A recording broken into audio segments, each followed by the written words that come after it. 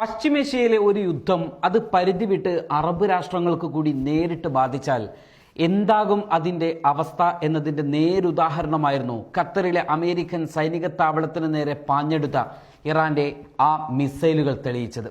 പ്രവാസികളും സ്വദേശികളും വിദേശികളും അവരുടെ ബന്ധുക്കളുമെല്ലാം ആശങ്കയുടെ മുൾമുനയിൽ നിന്ന സമയം, അറബ് രാഷ്ട്രങ്ങളെല്ലാം സ്തംഭിച്ചു പോയ നിമിഷം, ഒരു വേള യുദ്ധം അതിരുകൾ ലംഘിച്ച് അറബ് മേഖലയിലേക്ക് കൂടി വ്യാപിക്കുകയാണോ എന്ന് സർവരും ചിന്തിച്ചു പോയ നിമിഷം, സൗദിയും ഖത്തറും ബഹ്റൈനും കുവൈത്തും UAEയും എല്ലാം അതീവ ജാഗ്രതയിലൂടെ പോയ നിമിഷം, സാധാരണഗതിയിൽ സജീവമായിരുന്ന GCCയുടെ വ്യോമമേഖല ശരവേഗത്തിൽ ശൂന്യമാക്കപ്പെട്ട നിമിഷം, പരിഭ്രാന്തിയുടെ മുൾമുനയിൽ നിൽക്കുമ്പോൾ ഇറാന്റെ പ്രസ്താവനയെത്തുന്നു.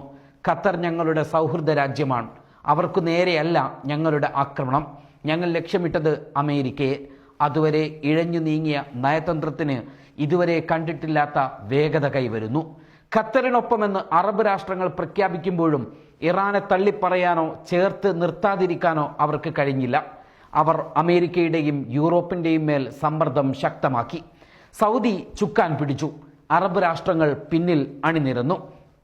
പലതരത്തിൽ ഇറാന്റെ ഈ ആക്രമണത്തെ നമുക്ക് വായിക്കാൻ കഴിയും.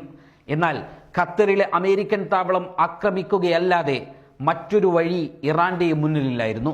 ഈ ആക്രമണത്തോടെ ഇറാൻ ഉദ്ദേശിച്ചിടത്തേക്ക് കാര്യങ്ങളെ എത്തിക്കാൻ ഇറാന് കഴിഞ്ഞു എന്ന് വേണം നിഗമനത്തിലെത്താൻ. ഒന്നാമത്തേത്, യുദ്ധം നീളുകയാണെങ്കിൽ ഞങ്ങൾ മാത്രമാകില്ല ഇരകൾ എന്ന് അറബ് രാഷ്ട്രങ്ങളെ തന്ത്രപൂർവ്വം ബോധ്യപ്പെടുത്താനും അതോടൊപ്പം ഭീഷണിപ്പെടുത്താനും ഇറാന് കഴിഞ്ഞു.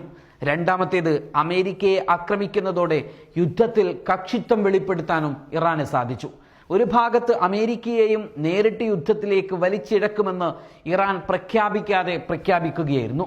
നേരത്തെ ഇറാന്റെ ആണവ കേന്ദ്രങ്ങളിൽ ആക്രമണം നടത്തി ഞങ്ങളുടെ ചുമതല കഴിഞ്ഞു എന്ന് ഇസ്രയേലിനെ ബോധ്യപ്പെടുത്തിയ അമേരിക്ക അങ്ങനെ അങ്ങ് പോകാൻ വരട്ടെ എന്ന നിലപാടിലായിരുന്നു ഇറാൻ.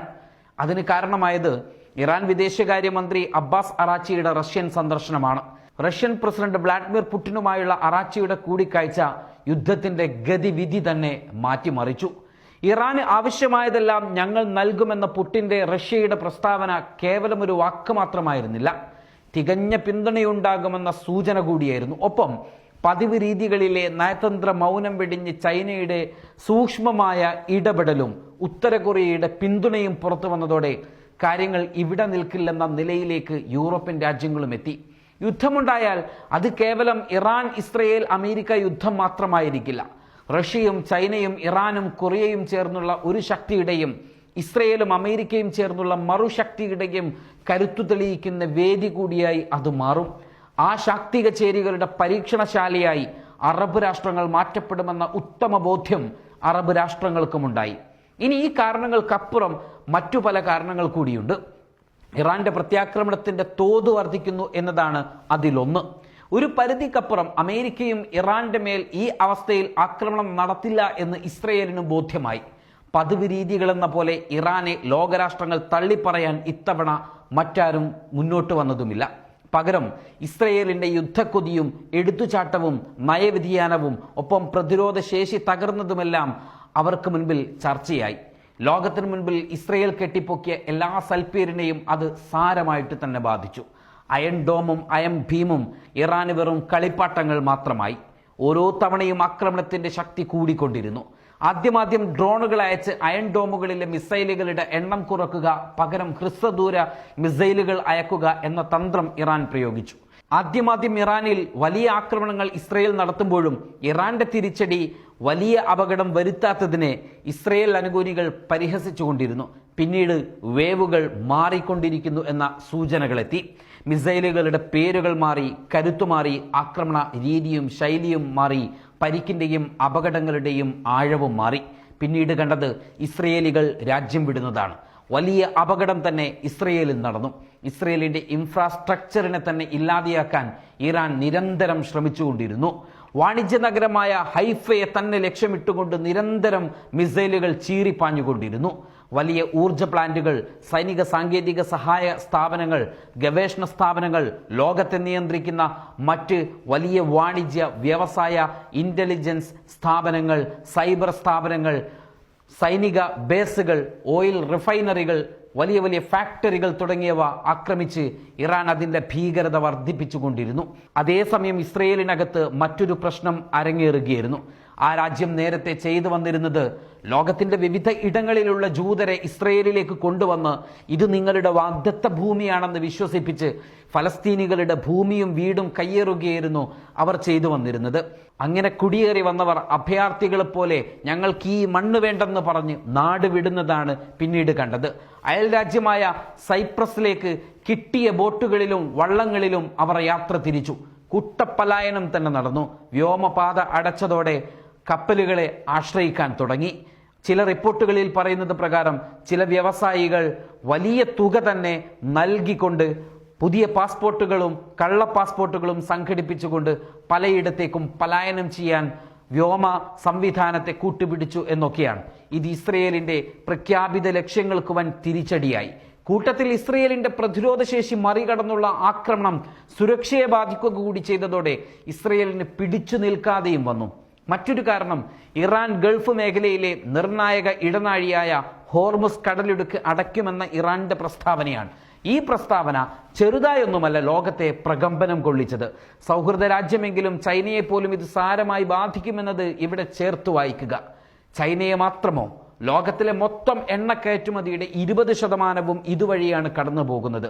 ഇത് ആഗോള സാമ്പത്തിക രംഗത്തുണ്ടാക്കുന്ന പ്രതിസന്ധിയും ചെറുതായിരിക്കില്ല എന്ന് വൻകിട രാഷ്ട്രങ്ങൾക്കും പ്രത്യേകിച്ച് അറബ് രാഷ്ട്രങ്ങൾക്കും നന്നായി അറിയാം. ഇറാന്റെ കയ്യിലെ ഈ വജ്രായുധത്തെ കാണാതെ പോകാനും അവഗണിക്കാനും ആർക്കും കഴിഞ്ഞതുമില്ല. അതുകൊണ്ട് തന്നെ ഹോർമസ് അടക്കമെന്ന ഇറാന്റെ മുന്നറിയിപ്പും കൊള്ളേണ്ടിടത്ത് തന്നെ കൊണ്ടു. 12 ദിവസത്തെ ഈ യുദ്ധത്തിൽ ഇറാന് കാര്യമായ പരിക്കുകൾ ഏറ്റിട്ടുണ്ട് എന്നതൊരു നഗ്ന സത്യം. അതിനേക്കാൾ ഇസ്രയേലിന് ഏറ്റിട്ടുണ്ട് എന്നത് ഒരു വൻ സത്യം. എന്തിനായിരുന്നു ഈ യുദ്ധം എന്ന് ചോദിച്ചാൽ ഇസ്രയേലിന് മുൻപിൽ പ്രത്യേകിച്ചൊരു ഉത്തരവുമില്ല. ഇറാന്റെ കയ്യിലെ ആണവ പദ്ധതികൾ യാഥാർത്ഥ്യമാകുന്നു എന്ന ഭയത്തിനപ്പുറം ഇറാൻ അത്രമേൽ നിസ്സാരമായി ഇസ്രയേൽ കണ്ടു എന്നത് തന്നെയാണ് ഇസ്രയേലിന്റെ ഭീകരമായ മണ്ടത്തരം. ഇസ്രയേൽ ആകാശ യുദ്ധ ഉപകരണങ്ങളിൽ പ്രത്യേകിച്ച് എയർ അറ്റാക്കിൽ അത്യാധുനിക യുദ്ധവിമാനങ്ങളിൽ അറ്റാക്ക് നടത്താൻ മുൻപന്തിയിലാണ്. എന്നാൽ ഇറാന്റെ ദൗർബല്യം ഇതേ ആധുനിക യുദ്ധവിമാനങ്ങളിലാണെങ്കിൽ അവയ്ക്ക് പകരം ലോകത്തിലെ ഏത് ലക്ഷ്യങ്ങളിലേക്കും കൃത്യതയോടെ കുതിക്കുന്ന വൻ മിസൈൽ ഡ്രോൺ സംവിധാനങ്ങൾ ഇറാന്റെ കയ്യിലുണ്ട് എന്നത് ഇസ്രയേൽ കാണാതെ പോയി. വലിയ ശേഖരങ്ങൾ ഇതിൽ ഇറാനുണ്ട്. ഒരു യുദ്ധമുണ്ടാകുമ്പോൾ യുദ്ധത്തോടൊപ്പം പിറക്കുന്നതാണ് യുദ്ധം സംബന്ധിച്ച നുണക്കഥകൾ. എല്ലാ കാലത്തും സ്വാധീനമുള്ളവർ പ്രചരിപ്പിക്കുന്ന ഒന്നാണത്.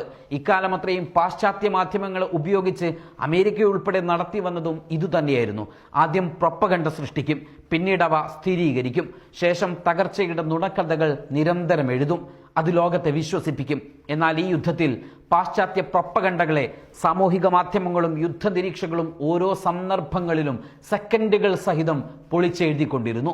ഓരോ പ്രൊപ്പഗണ്ടയും പൊളിഞ്ഞു വീഴുന്നതാണ് ഇസ്രയേലിന് കൂടുതൽ തിരിച്ചടിയായത്. ഇസ്രയേലിനേൽക്കുന്ന തിരിച്ചടികൾ ലോകം കാണാതിരിക്കാൻ വലിയ സെൻസറിങ് ആ രാജ്യത്ത് അവർ നടത്തി. ആ സെൻസറിങ്ങിനെയും മറികടന്നുകൊണ്ടുള്ള ദൃശ്യങ്ങളും വാർത്തകളും വിവരണങ്ങളും ലോകത്തിന്റെ മുൻപിലേക്ക് എത്തിയതോടെ ഇസ്രയേല് പിടിച്ചു നിൽക്കാൻ കഴിയാത്ത അവസ്ഥയായി. ഒടുവിൽ നിൽക്കക്കള്ളിയില്ലാതായതോടെ അമേരിക്കയോട് അഭ്യർത്ഥിച്ച് ഇസ്രയേൽ വെടിനിർത്താൻ ആവശ്യപ്പെട്ടു. ഒരുപക്ഷെ ഇത് താൽക്കാലികം മാത്രമാവാം.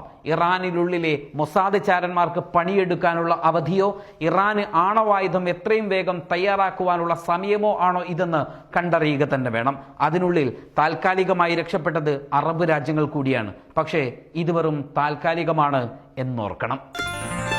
Waytonikah.com, the exclusive Muslim matrimonial site.